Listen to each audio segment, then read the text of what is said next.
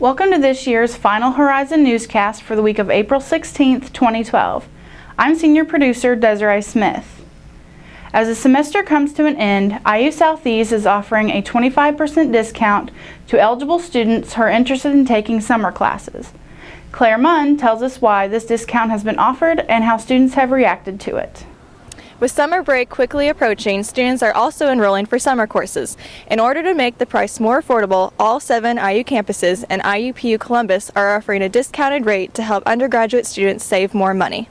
According to a 2011 IU press release, the decision to lower summer tuition was made in order to minimize financial stress, increase college attendance, and support faster graduation rates.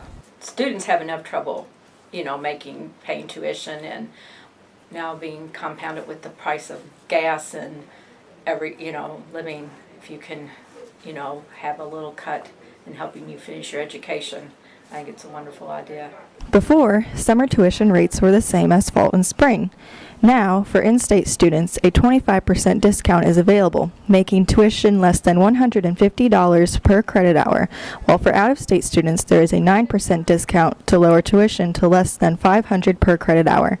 There is also a 25% discount for all additional fees.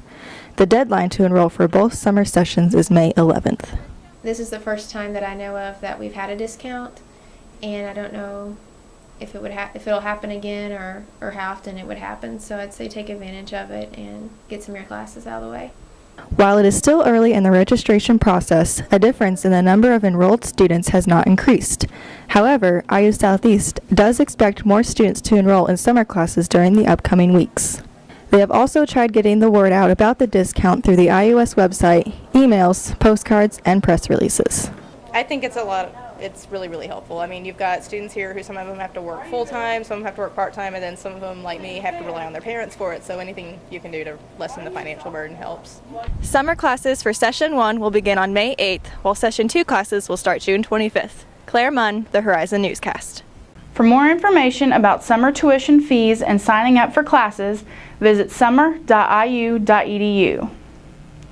A little more than a month ago, Marysville, Henryville, and other surrounding communities experienced the most devastating tornado the region has seen in more than 40 years.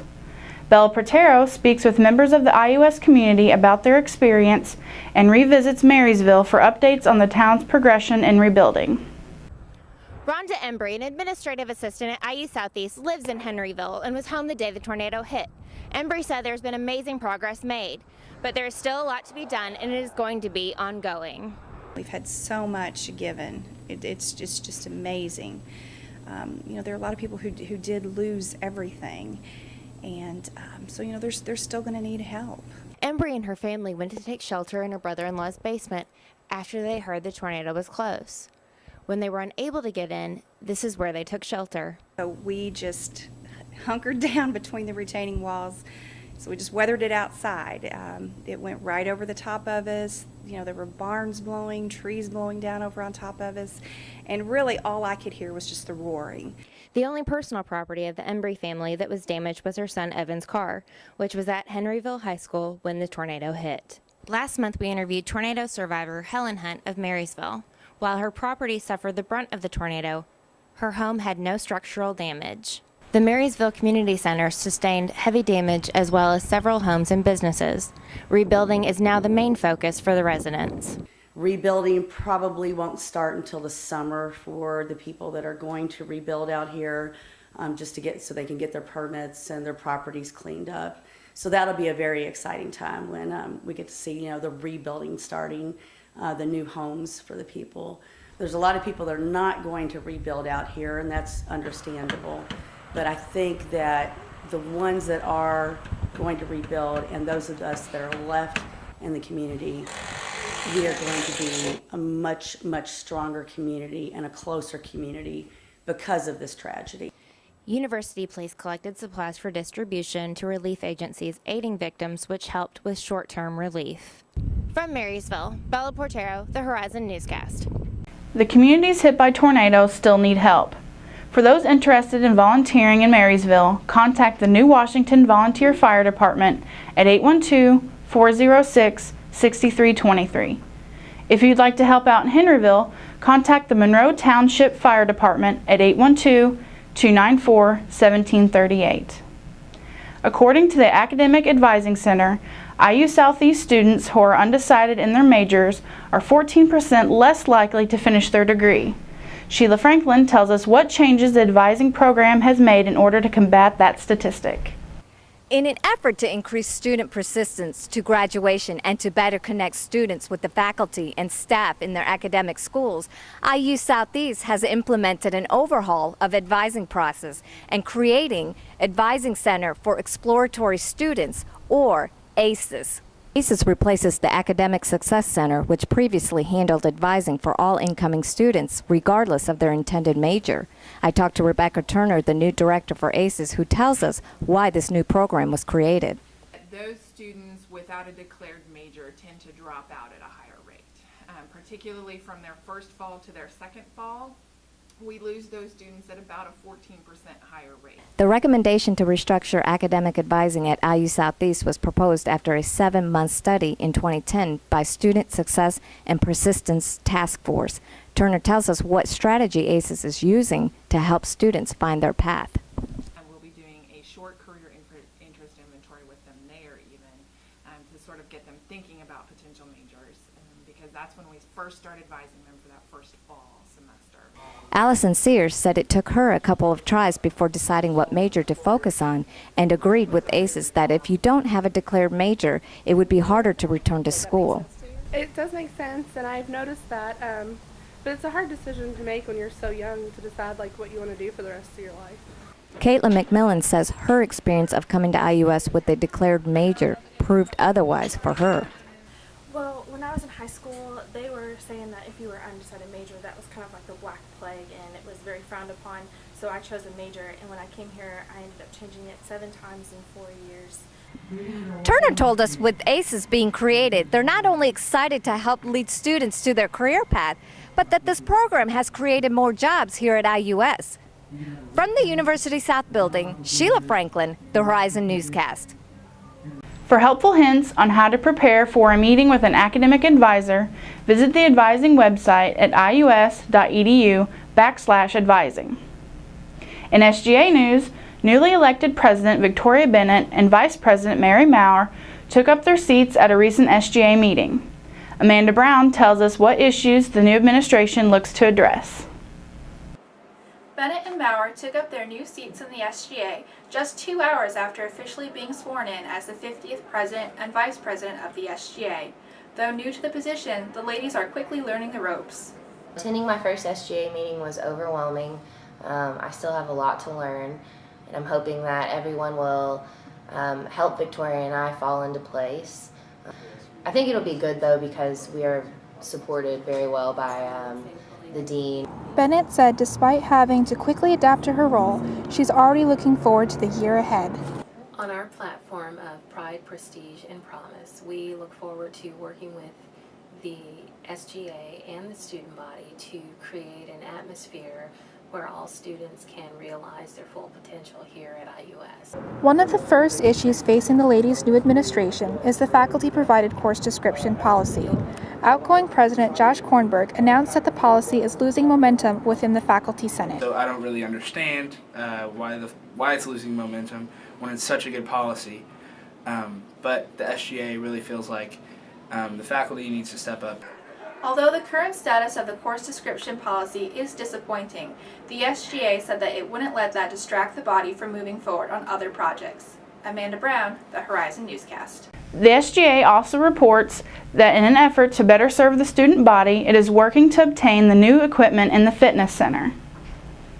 The basic goal of the Academic Policies Committee is to establish policies that help students throughout their academic careers. Shelby Orange tells us about a policy the committee has been heavily debating and how students are reacting.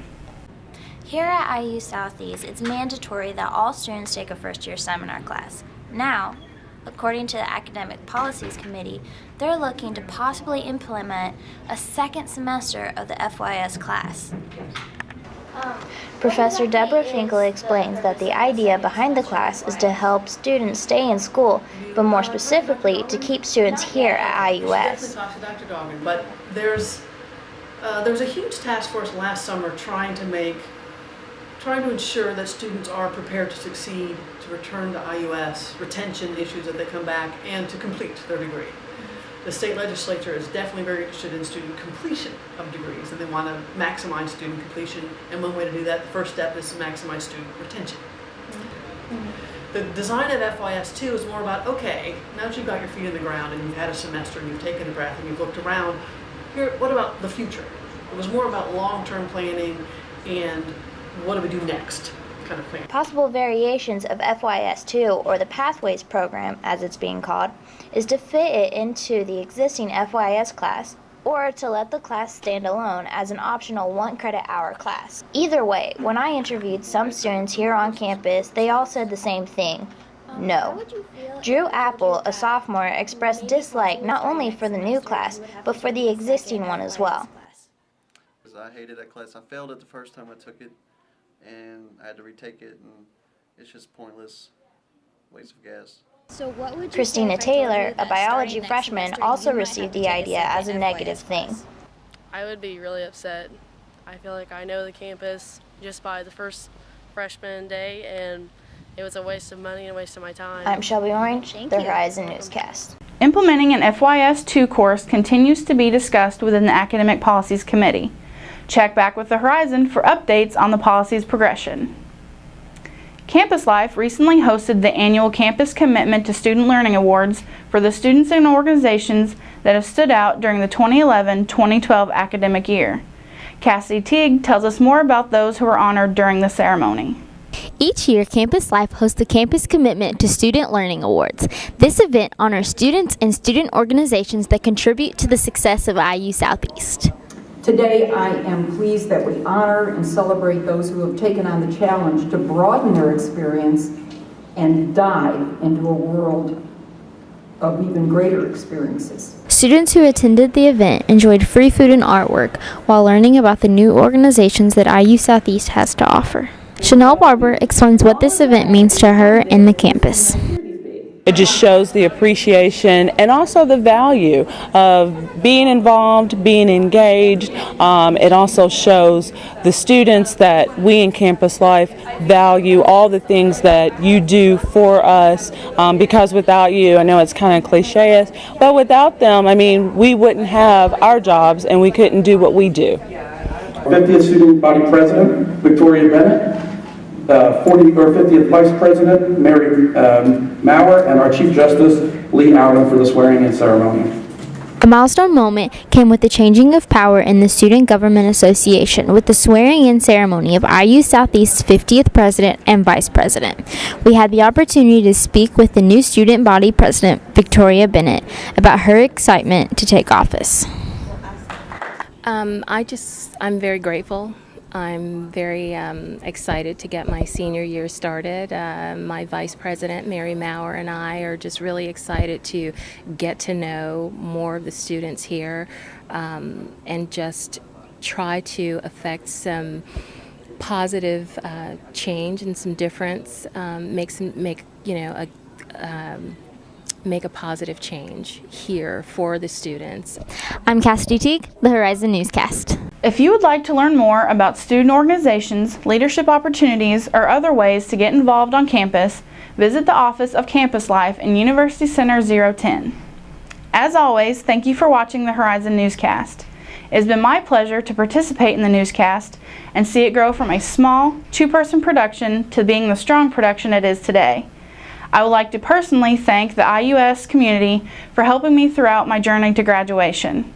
Without the support of faculty, staff, and friends I have met during my time here, like the newscast, I would not have been able to grow and become who I am today. Tune in next fall for more coverage of all things IU Southeast. This is Desiree Smith, signing off.